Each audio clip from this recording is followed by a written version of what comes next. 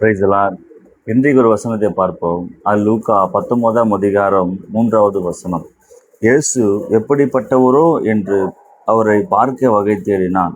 அவன் குள்ளனானபடியால் ஜனக்கூட்டத்தில் அவரை காணக்கூடாமல் அவர் போகும் வழியில் முன்னாக ஓடி அவரை பார்க்கும்படி ஒரு காட்டத்தி மரத்தில் ஏறினான். அல்லேலூயா.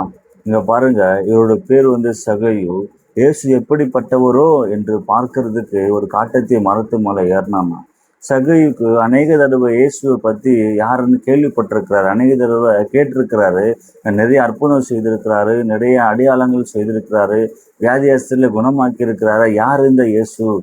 எப்படிப்பட்டதான தெய்வம் இந்த இயேசு? யார் இந்த இயேசு? மனுஷரா, கடவுளா அப்படின்னு சொல்லிட்டு அவருக்குள்ள ஒரு கேள்விகள் வந்திருக்கலாம், ஏக்கங்கள் வந்திருக்கலாம். அதனால இவர் எப்படிப்பட்டவரோ இது பார்க்கறதுக்கு அந்த மரத்து மேல அவர் ஏறுறாரு. குள்ளமா இருக்கிறதுனால எப்படியாவது பார்த்துடணும், இன்னைக்கு ஜனக்கூட்டத்துல போயிட்டு எப்படியாவது பார்த்துடணும்னு சொல்லிட்டு அந்த மரத்து மேல ஏறாரு.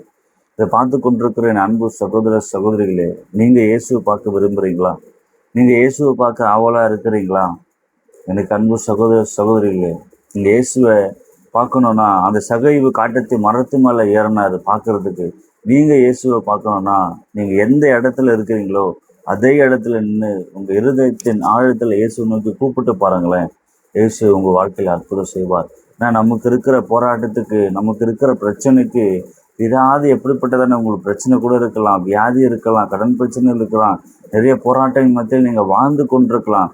எவ்வளோ பணக்காசு செலவு பண்ணிட்டு எனக்கு இந்த பிரச்சனை தீரலையே, எனக்கு இந்த போராட்டம் தீரலையே, எல்லாரும் இருக்கிறாங்க, ஆனாலும் யாரும் இல்லாதபடி சூழ்நிலையில வெறுமையா காணப்படுகிறதான ஒரு ஆத்மாவில் சந்தோஷம் இல்லாமல் காணப்படுகிறதான என் அன்பு சகோதர சகோதரியே, உங்க இயேசுவை பார்க்கணும்னா, இப்போ பிரச்சனை தீரணும்னா, வியாதி சுகமாகணும்னா, உங்களுக்கு இருக்க போராட்டங்கள் மாறணும்னா, உங்களுக்கு இழந்து போன எல்லா விஷயம் நீங்க ரெட்டிப்பா பெறணும்னா, இயேசுவை ஒரு தடவை கூப்பிட்டு பாருங்களேன்.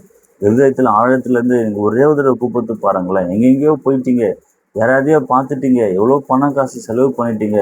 இந்த நாளில் இந்த வார்த்தையை, இந்த செய்தி நீங்கள் கேட்குறீங்கன்னா, ஆண்டவர் உங்கள் வாழ்க்கையை சீக்கிரத்தில் மாற்றப் போகிறார்.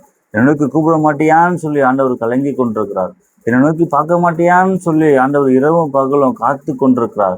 ஒரு தடவை நீங்கள் அவரை நோக்கி கூப்பிட்டு பாருங்க, அவர்கிட்ட நீங்கள் உங்களோட பிரச்சனையை சொல்லி பாருங்க. அந்த நேரத்தில் உங்களுக்கு காரியத்தை வாய்க்க செய்ய வல்லவராக இருக்கார். நாங்கள் கூட அப்படிதான் எவ்வளோ பாவத்தில் எவ்வளோ பிரச்சனைகளை வாழ்ந்து கொண்டிருந்தோம்.